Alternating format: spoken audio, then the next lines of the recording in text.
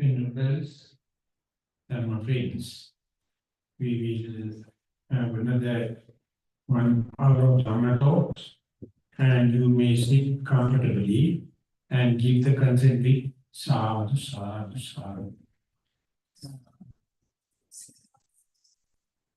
Namo tassa bhagavato arahato samma sambuddhassa. Namo tassa bhagavato arahato samma sambuddhassa. Namo tassa bhagavato arahato samma sambuddhassa. Yasmin samaye bhikkhave bhikkhuno upattita sati hoti asambuddha sati sambujjangam tasmin samaye bhikkhu araddo hoti. Dear venerals, Dhamma friends, yet another quotation from the particular sutta known as Anapanasati Sutta, whereby the Buddha she connect the relationship between mindful breathing and the sati factor of enlightenment. The sati, the mindfulness, to be at the level of factor of enlightenment, there's a lot of improvements, evolutions has to go through.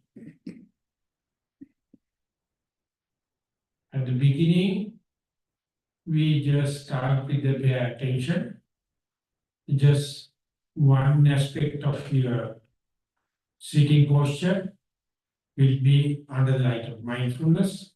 When slowly growing, you establish and sustain mindfulness, maybe one single variable, and as you keep on practicing, the simple single mindfulness will be diversified, and it may happen you to see maintaining mindfulness amidst of 2-3 variables.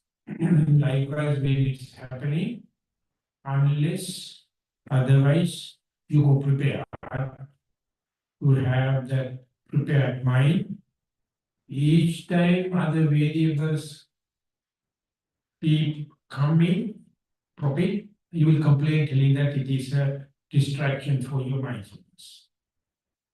But as you keep on practicing, you may just first observe the in-breath and out-breath, or maybe the rising and falling of your tummy.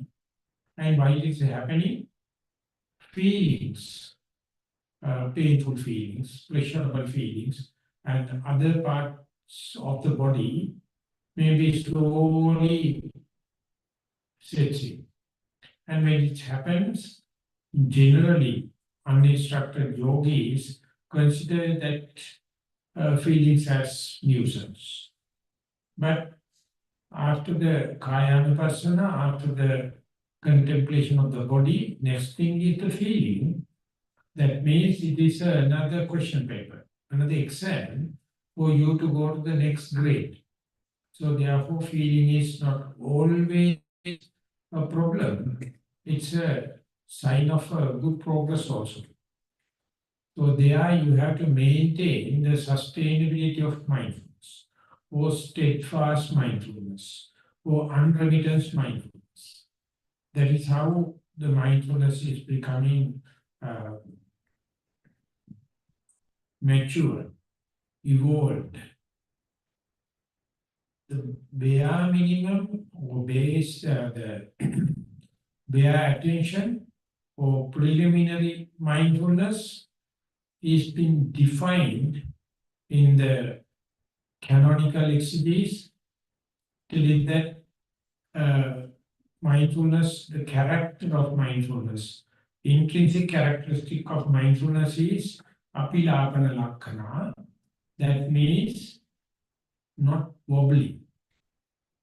The unmindful mind is very, very superficial, floating and wobbling amidst of lot of objects. But the mindful mind, you prioritize. You understand this is my object of meditation, mindfulness. So you try to be with that particular object without letting mind to wobble. That is called penetrating character, apilapana. So therefore, whenever you try to be mindful from the unmindful situation, at the beginning you find mind is always floating. Just like you throw a piece of rigiform into water body is floating. It's moving here and there due to the cross currents. So, but when the mindfulness starts to set in, it is like you put a piece of rock into the water, on the spot it percolates, it penetrates, and it never rests unless otherwise it goes to the rock bottom. So these are the differences you have to understand. Mind is with mindfulness and without mindfulness. And it's a function of the mindfulness is, it is sure whether it is with the primary object or not. So therefore, asammosa rasa, it is not bewildered. So to say, when you are with the breath, you are not telling you are with the breath. You say, I am with the in-breath, not the out-breath. Now I am with the out-breath, not with the in-breath. I am not with the sound, I am not with the pain, I am not with thinking, I am with the breath.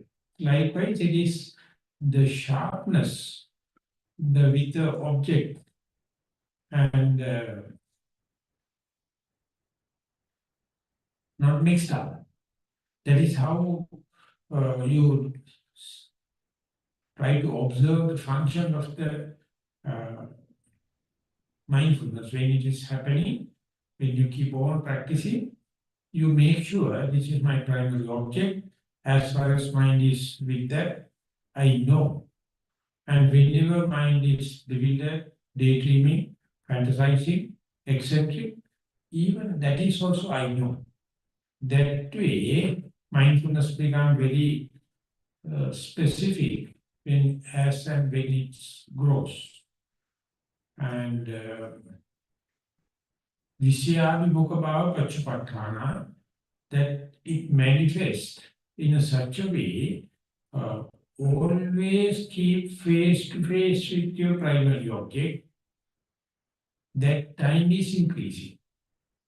To give an example, now we come from different places when we are living under the same roof, and occasionally we met up with another person unknown. Soon to become face to face, you just look at the face and you have some features of the face, and next time you see, again to see, you see other features also. It's a male or female, tall or fat, or it's a pleasant character or unpleasant character, starting from the face. All the other behavioral characters come, and more you learn, that particular person become known person. Not like just look at the face and go. So likewise, as far as the mindfulness is growing, Visyabhimukha bhava pachupatthana, the subject matter becomes face to face. So this is how you can understand the growth and the development of improvement of the mindfulness. And the proximate factor, it says, Thira sanya padattha. Whenever you are with primary object, if you note it, if you label it, more chances are there your mindfulness to impinge, go deep into that particular object. So therefore, in the mindful meditation, it says if your mind is wandering, daydreaming, and going, you keep on noting. In the in-breath happen, note it as in. Out-breath happen as out. In, out, in, out. Or while walking, left, right, left leg, right leg. Like this labeling make kind of a familiarity. Calling by name. That's a kind of a technique to make your object become more friendly. Or Kayadi Sakra Satipatthana Pradatthana, your early mistaken practice is the proximate cause for the correct practice.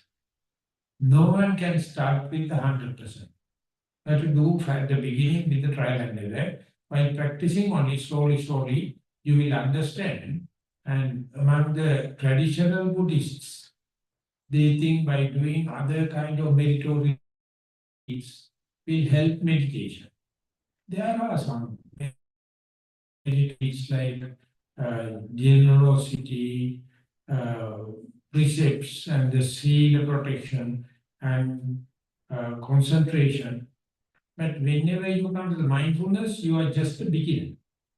Whatever the generous you are, may or may not help you in mindfulness. Whatever the morality you have, there's no direct access to the mindfulness. When we are in Sri Lanka, we used to go to the prison and practice with prisoners. Some of them are with capital punishment. And when we give simple exercises, they catch very fast, more than normal people. And they remark this is, but we never thought of meeting a people like you in the prison. And we are outcasted people. People look down. But when you come and ask to practice mindfulness with you, we think it's a very great practice. We never thought we kind of a people be recommended with the mindfulness, but when you practice, I can walk 2-3 steps. What a blessing in the prison. So they see becoming a prisoner, becoming a punished person, no harm. Mindfulness is a fresh subject. So therefore, mindfulness is the root cause for mindfulness. You can't compensate it, you are a good or bad. If you are a good person or bad person, the starting point of mindfulness is quite fresh. So that is how you just get the glimpses, the understanding of the mindfulness. And when it is happening, you start with your own body, here and now. Therefore, for the mindfulness, no need of any kind of other equipments, no any other knowledge, no anything, because you are fully fledged, qualified to be mindful as a human being.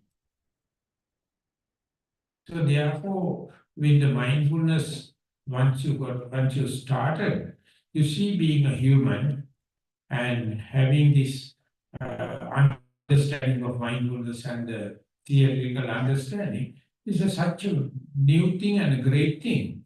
And there is nothing blocking, nothing hindering, so you can keep on practicing. So many won't get that idea. They do the mindfulness in the trial and error method, and they say that it is not successful, I can't do it, and they forgive and forget. But there are some people, they keep on practicing and they apply to here, now, where. And in the scientific research, they try to relate. Whenever mind is not here and now, it's definitely with the tension and frustration. Definitely you're vulnerable in your morality. You are about to do something unbecoming, bad things, disturbing others, exploiting others. That kind of thing. So when and where you are here and now, and you know very, I am mindful, that's a kind of a health or upliftment for your life. The direct answer to the tension and frustration. So therefore, use your body as a tool for the mindfulness. Is called kaya prasana or bodily contemplation. And whatever the busy life you are using, living, whatever the busy place you are with, it doesn't matter. You can be aware, mindful here now I am. And therefore, the general question is, what is the youngest age a person can start mindfulness? When it's coming to the Western countries in America, at the beginning they thought age 6 is the youngest most possible, because by the time of age 6, brain is developed. Then onward, if you are giving the mindfulness, that lot of benefits can be gained. And at that time, the scientists and every researcher, they thought the brain is a hardwired circuit. It cannot be changed. So best thing is to give the mindfulness as early as possible. While keep on practicing, they came to know brain is having the quality of neuroplasticity. Train your mind and change your brain is a new thing they discussed after the 9/11 attack. They wanted to know how some people thinking so much of bad things. And after happening, you can do remedies. And what about the prevention? They call for a symposium and they published a book, Train Your Mind and Change Your Brain. So they wanted to introduce as early as possible. Because the younger age is not a limitation. Old age, not a limitation. Middle age, no limitation. Male, female, west, east, any religion, any creed, irrespective of that, you can continue meditation. So likewise, once you introduce mindfulness to your bodily activity, your postures, and your day-to-day activities, sitting, walking, and day-to-day activities is growing. So then it is worth calling mindfulness, and it is then growing into the feeling sphere. Each and every sensuous impeachment is infiltrated with the liking and dislike, pleasant or unpleasant. So, unless otherwise you be mindful, you think things are pleasing and unpleasant. With long practice only you will understand, whenever you see something, you are the person attributing that object as a pleasant one or unpleasant one. Otherwise, you think things are pleasant, things are unpleasant. Rather than understanding that I am the person, attributing this as a pleasurable, unpleasurable, beautiful, bad, good, bad, all the kind of thing. So therefore, that is giving a completely new sphere when you are starting, when you are about to explore into these feelings, and of course not at the early part, when you keep on practicing. And when the bodily corporeality gives rise to the feeling, and then when it is about to go to the mind aspect, chittanupassana, you start to understand not the grossness and the subtle and subtlety of the breath, or not the gross, subtle and subtlety of the sound wave, changing one into the other in the sequential manner, in the linear manner. When these things are changing your brain, your mind, of course, brain is not the mind also changing. Otherwise, you think outside things are changing, mind is only single object, that's a pivotal point. From that, you look at the others. But at the Chittanupassana, you understand the outside objects also changing, your mind also changing. So this is the only point where mind understanding its own changing nature. That is the evolution, that's the plasticity, and that otherwise we think mind is unique. It is never changing. If you look at the object and objects are changing. But at the very advanced level only you will understand as the things are, as the time passes and the objects are changing, your mind also evolving. So this is called Chittanupassana. So with that kind of mindset, that kind of an outlook, that kind of preparedness, now you are going to see objects.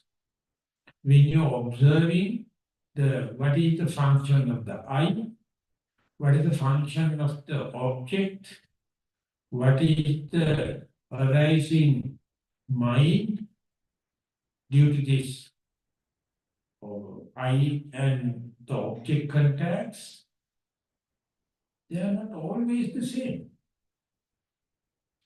They can evolve.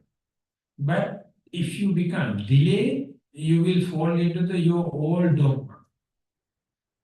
But if you be observant on the spot, be here and now, then you can see they are quite vulnerable, they are very volatile, and mind is fixing them very fast.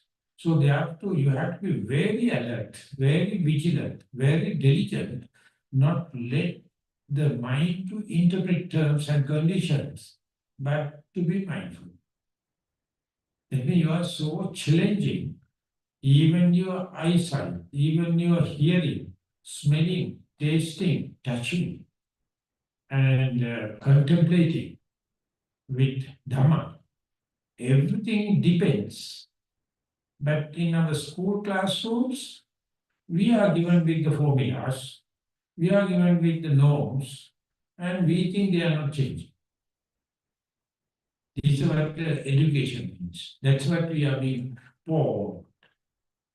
But if you go in deep with the mindfulness, at the beginning there, yes, but more and more you practice, you understand things get fixed and consolidated because of your dogma.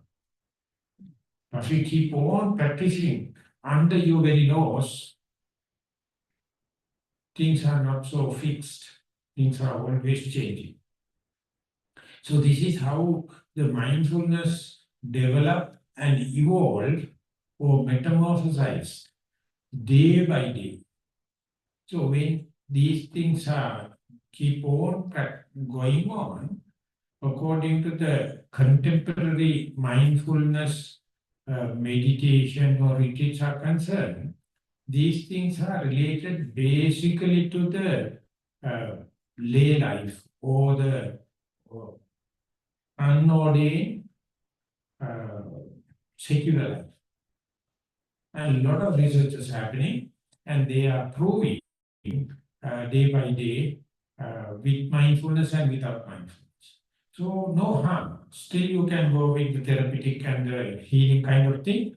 And when it's going there, one day this developed mindfulness as a faculty will give you like a walking stick.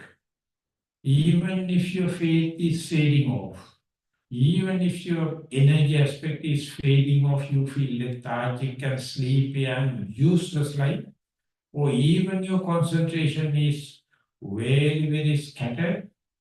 Even your wisdom and your vision, everything is blurred.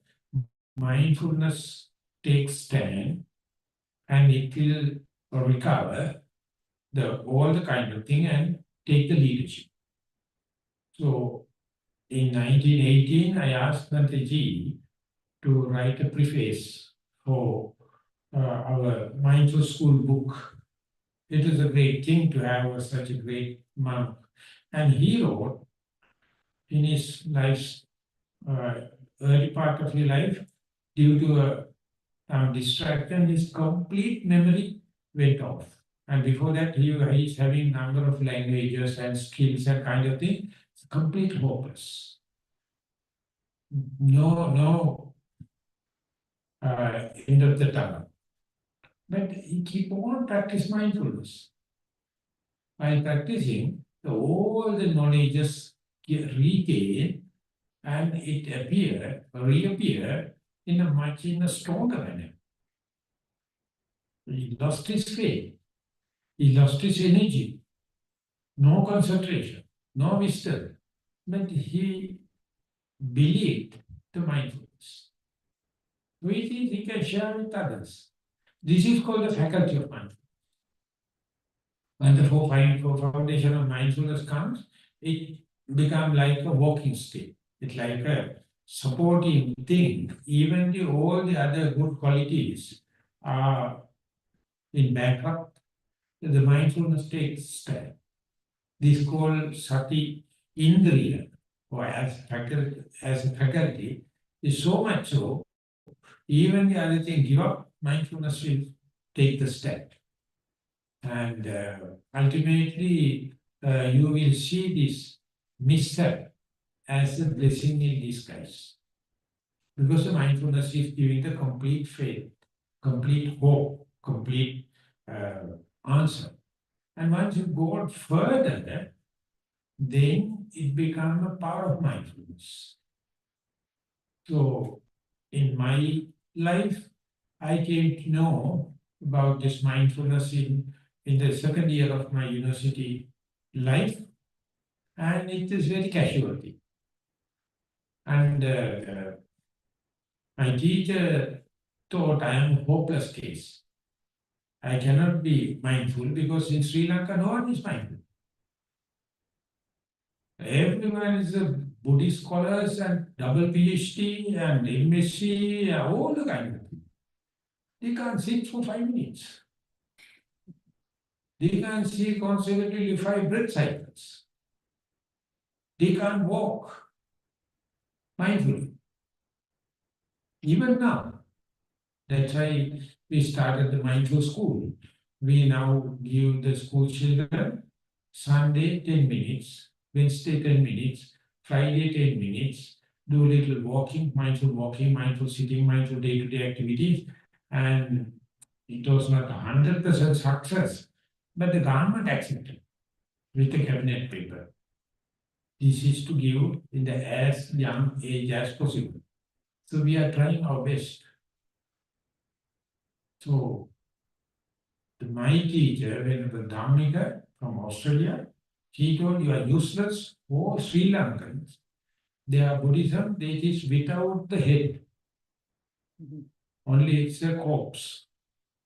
No living Dhamma.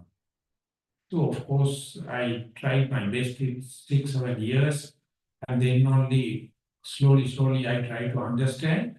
And he gave me a book from Buddhist Publication Society, labeled as the title was The Path of Mindfulness. And it was only in English, and my English was at that time not so good. But I read it. It gives kind of a reinforcement and galvanizing effect because it is written and published in Sri Lanka. And there was some similar translation also. I tried to read it. And I had only once retreat in 1979, 10-day retreat. And then I thought best thing is to become a monk, is to become a full-time mindfulness. So much of faith. So that book is felt responsible about I became a monk. And it is free. You can download from the Buddhist Publication Society website and read it. And our mindfulness is once the mindfulness become a faculty, is furtherance, is go deep and deep into Venerable Sariputta put into a nutshell, put into a kist. He says, Pamade na kampati iti satipāna. When it becomes part of mindfulness, even the negligence, even the lack of mindfulness, even the unmindfulness, you are not shaken. That's a part of mindfulness. Pamade na kampati iti satipāna. You are very negligent. Maybe for an event of over a second, for a split second, you know verily you are negligent and not diligent, not mindful, and utterly unmindful. Main thing is not to do. That's the answer for the present day frustration. That's the answer for the present day tension. That's the answer for the present day people find the fault with others all the time. All the newspapers, all the news lines, all the brief news reads, all the media find the fault with others. Utterly destructive.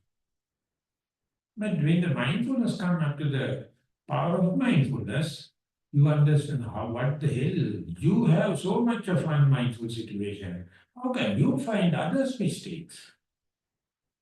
You have spent so much of hours, so much of years for the mindfulness, still you have mistakes, you are unmindful. And if you are regretting and if you are be tense, what is the benefit? The Buddha and the great disciples say, main thing is not true. It becomes a license. You can sympathize yourself. The day you sympathize yourself only, you can sympathize others' mistakes. So therefore, first you have to set an example. Mindfulness has to come up to a power of mindfulness. Pamade na kampati iti satipāna. That means you are ready, you are anything can happen. You are not judgmental. You are not with the preconceived ideas. That preparedness only human mind can do. The other animals with their instinct, their behavior, their reaction is pre-decided. It is non-editable DVD. But human mind, once the mindfulness comes up to the faculty and furtherance, going into the power of mindfulness, you can accept the next moment 100% fresh, just like you are newly born baby. So it is called beginner's mind. Some people think it's a defeat, like it is like lost. No, we are learned people, we are mature people, that cannot be happen, he must be like that, this must be like that, and you have this should, that, all the kind of thing. And you don't know how to fit into the situation. According to the sensei, it says, when you are pouring water into a vessel, the water takes the shape of the vessel. Whatever the shape. And the upper part is water level. 100% level. It's not asking, my vessel must be like that or this. So that is how mindfulness becomes part of mindfulness. So there you are rejuvenated. You are reborn. I say born again Buddhist, not a born again Catholic. So not that. So you can give a new life. And in mindful school activities, we met up with a lot of boys and girls. They are they are misbehaved and they are very regretting about their life and they think it is unbecoming to our family background and kind of thing. So they are in the suicide. So if you can cross the message, no, it is not so. The next moment is fresh. Why don't you open to that? Then what about the past? Forgive and forget. Main thing is not to worry. Even if you are if you can forgive and forget, no one will come and complain you. Why don't we get a chance? So they feel so much of relaxation. But it is not the simple mindfulness, it is not the four foundation of mindfulness, it is the faculty of mindfulness. This is called power of mindfulness. Once that come up to that level only, enlightenment factor, mindfulness enlightenment factor can uh, be the next challenge. Whereby, so far you would have developed the mindfulness with the secular ideas and fulfilling your egotism and your conceit, but you understand now mindfulness has come up to a certain level, maturity. uh, I can think about the complete emancipation, complete liberation, complete relaxation. So far, I was developing mindfulness with respect to the uh, secular life, and now the doorway is open. You can, if you wish, you can take it to the transcendental part. So that is the junction. That is what we call Bodhanga. Is turning into the Bodhi. Bodhi means the understanding of the four noble truths, suffering, root of suffering, and way out and the pathway. So this is why, that is why this retreat uh, schedule decided to go for mindfulness or 7 factors of enlightenment, and that is because it is opening the door to your transcendental kind of doorway. So the Buddha says, Yasmin same bhikkhave bhikkhunu upattita hoti sati. When the mindfulness is arisen and asammutta, it is not bewildered. It is very unremittedly or steadfastly, mindfulness is well established. At that time, mindfulness factor of enlightenment can arouse, can start. So therefore, once the mindfulness come up to a certain maturity, only the factor of enlightenment, mindfulness as a factor of enlightenment can happen. So therefore, when you are going to give a definition for mindfulness, you can give the basic mindfulness, four foundation of mindfulness, faculty of mindfulness, power of mindfulness, and factor of enlightenment of that mindfulness is evolving. Very difficult to give a hard and fast definition. When you are reading a book, you have to read according to the context, not otherwise. Otherwise, you will be arguing. Your mindfulness is not my mindfulness. You are giving this example, but that is not the way I learn. But the mindfulness is an evolving thing. So, as far as it is evolving, your way of thinking, your likings and dislikings, your dogmas, and your viewpoints, everything you can restart, you can rethink and reshuffle. So that is the most important aspect in the present day contextual situation, political situation, economical situation, and artificial intelligence, and the infrastructure, technology, whatever the things are developing, the frustration and tension is developing. Everywhere, people, they hate themselves and not happy to talk about. And the most foolish thing is finding answers in community, finding answers in society. Answer is in here and now, in the forest. Here now I am. Problem is in the society. Problem is due to society. I attribute simply to the civilization. That bloody civilization that took us so much of problem. Go to the forest. Sit under a tree and live in a secluded place and be mindful. Answer is there. Each and every thought moment of mindfulness, you are completely morally purified, uplifted. No transmission of kind of defilement. But when the mindfulness becomes steadfast, continuous, concentration also, the second discipline, not the moral restraint, but the concentration restraint also come up to the fulfillment. You know how to maintain, how to sustain, how to be with the mindfulness. It's a kind of way of life. So you have to gradually adjust yourself and be with your livelihood. And that's why we monks and the nuns set an example.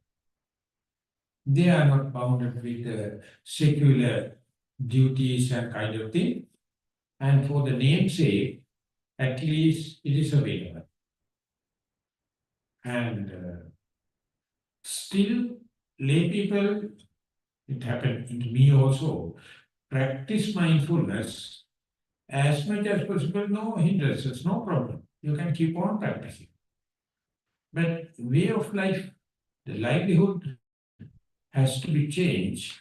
Then only you can understand the full-fledged results of the mindfulness can be reaped. So you will be slowly evolving and slowly becoming rejuvenated. And that is why this is at the beginning of the, specifically in America, they tested what are the structural changes happening when you keep on practicing or steadfast mindfulness. Basically, my pet or my favorite is Richard Davidson, and he started with the free frontal lobe, and it's directly that is the most effectively activated area when the mindfulness is happening. So later they found it is happening in a positive way, and the amygdala, that's what you call the beastly mind or reptilian mind, still we have, it is shrinking, prefrontal lobe is growing. When that happens, after a certain amount of mindful practices, it is measurable in the functional MRI scan. And you can see, they told us it is the structural changes in the mind. But complaint was there, mind is not the brain is not the mind. So therefore you are in a wrong attribution. Now, Australian lady Blackburn, they found when you are practicing, each and every cell, each and every chromosome, each and every cofactors in the RNA, DNA reach out. And hormonal balances are there. Otherwise, when you live the life in the dogmatic way, unmindful way, and your senility becoming old is undisturbed. But if you are practicing mindfulness due to this special hormonal secretion, even at the chromosome level, you get rejuvenated. So therefore, not only the brain level, even in the cell level, even in the nucleus level, even in the chromosome level, changes are there. So therefore, your whole body is getting kind of a change, but problem is how to measure. So this is the challenge in the present day medical science and the neuroscience and the other scientists, they check it. But it's a problem in terms of discussion between the teacher and the student. when you are writing your interview report, how much you report the direct experience or your concepts. What you are writing may be what you think. What is the reality may or may not be the subject matter in your report. So that is very difficult to find fault with the yogis or beginners. It is it's a weakness of the teacher. Teacher has to understand, take the responsibility, and try to discuss again and again to how to report uh, the direct touch of the mind. So it is happening, it is negative up to the power of mindfulness. All the yogis are inferiority. They think it is not up to the success, not up to the mark. I am so much of years, I am practicing so much of ardent, but still I have unmindful situation and forgetting things and getting angry, and still the desire in the is still the ignorance is there. But the mindfulness is come up to the power, he is sympathizing. No more worries. And then only it is becoming qualified to become a factor of enlightenment. And there he found, or she find, even in this complex situation, the complex world, I manage some or the other to invest so much of hours and time for the mindfulness. So therefore, it is irrespective of the space and the time, I have come up to a certain. It's always slow, painfully slow. Then only he or she will understand the value of the gain so far achieved. And ultimately, when he or she open the eyes and see, there are other people, they are also concerned about mindfulness, and they are mindful, and they are minding on their business. They are not worrying about what is happening in the political arena. They are not worrying about in the economic and the social arena. They are not worrying about family members are doing good and bad. They're not worrying about the neighbors are doing good and bad. And amidst all kind of thing, I manage so far this much of mindfulness. So likewise, when it comes to the fact of enlightenment, you see each and every person is having this potential. Each and every person is having this possibility. But hardly any person explore and consider the mindfulness as the tool. The Buddha instead, he told, Ekayanyo and Mikave Maggo, Sattana Visuddhya, O monks. This is the one and the only way I find for the purification of the being. Starting from the moral purification. And that is the only part missing in Sri Lankan Buddhism. No one is talking about that. They're talking about the PhDs. They're talking about postdoctoral degrees, and we have Pali and Buddhist universities and faculties, and in our university also was there. No one is aiming at in this very life. They are considered it as academic achievement. No one is thinking about the mindfulness is the most important crucial thing. So when the Buddha come into this Bojjhanga level, factor of mind, factor of enlightenment discuss, mindfulness factor of enlightenment is the leading one, the first one. Then only the other six come into being. So therefore, when we come up to the Bojjhanga level, mindfulness is the leader. But till that, the beginner has to fight as a one-man army amidst all the other unmindful people, all the other religious-minded people, all the other political-minded people, all the other social, economic-minded people, let them have their own this thing. I try my way together with other noble friends to develop mindfulness. That also he or she is not going to define because it is evolving. And that also very difficult to measure. But under such circumstances, when this residential retreats happening, it's a very good, very glad day, good thing. People are taking that kind of thing. So day before we had a discussion in Sri Lanka, one of the radio line asked a question from Bante, Bante, you have been in America, and what is your experience with the acceptance of the Vipassana and insight meditation and the mindfulness with the American people? This I am very happy. These people are coming here and practicing in such a way, so therefore this place is over. So in Sri Lanka also I witnessed there are some developments, there are some catalytic effects. But only we have a short history of 2-3 decades. Before that, there's no sign even in Sri Lankan history, the practice of mindfulness. I'm so happy I was caught up in that wave, and I try my best to share with all the others.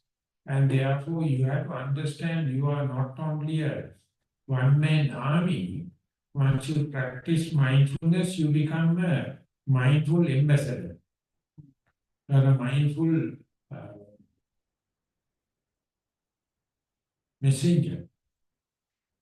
And that message is not spreading through talks. It's a silencer.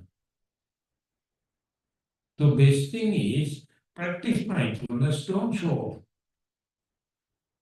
Practice as much as possible so that your good vibrations, that's the way American jargon is. They call good vibes spreading. Not only human beings, even the plants can understand. The animals can understand. So therefore, don't take it as a personal private issue.